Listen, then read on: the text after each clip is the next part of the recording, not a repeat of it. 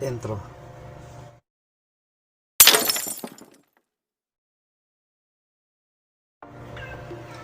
Good day! Welcome ulit sa aking YouTube channel. Ngayon, ang topic natin ngayon, kung paano natin ma-optimize ang ating video, image, at music sa isang file na hindi tayo nahihirapan sa pag-edit ng video. At ngayon, matutulungan natin ang ating internal storage sa ating phone na hindi agad-agad ma-full. Kaya guys, panoorin nyo itong video na to kung paano ko to ginawa. Bumili ako ng isang USB. Ang USB na to guys is dual purpose. Pwede siya sa computer. Yan. At pwede naman din siya sa Android phone. Yan. Ayaw ko mag-promote kasi wala naman akong authorized para i-promote to. Bibigyan ko lang kayo ng idea para mas mapabilis ang ating mas mapaganda ang ating compilation ng ating mga video, para hindi tayo nahihirapan kung saan natin kukunin ng image, saan natin kukunin ng music na kailangan natin, and then saan natin kukunin ang mga video na na-save natin na maayos, at hindi agad-agad masisira ang ating video o hindi tayo magkakamali na baka hindi natin ma-delete ang ating ginawang video dahil nasa internal storage lang natin siya.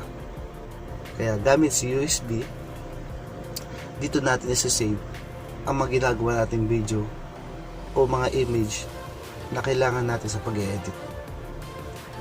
Tuturo ko sa inyo kung paano. Isasaksak natin ang ating USB sa computer. Yan. Gagamitin natin ang kabilang side ng USB para sa computer side. Ngayon, ingat lang tayo sa pagsasaksak para yung ating USB ay hindi agad masira.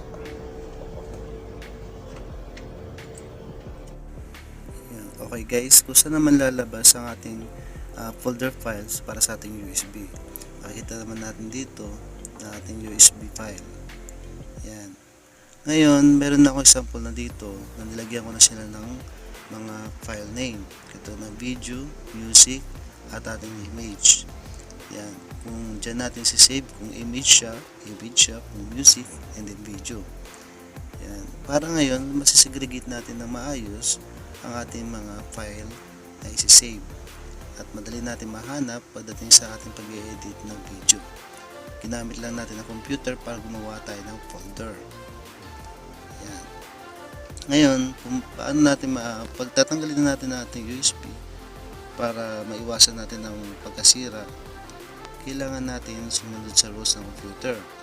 Yun, gamit sa right click na sa left side ng computer, mayroon tong USB logo. I-click lang natin yan and then eject natin.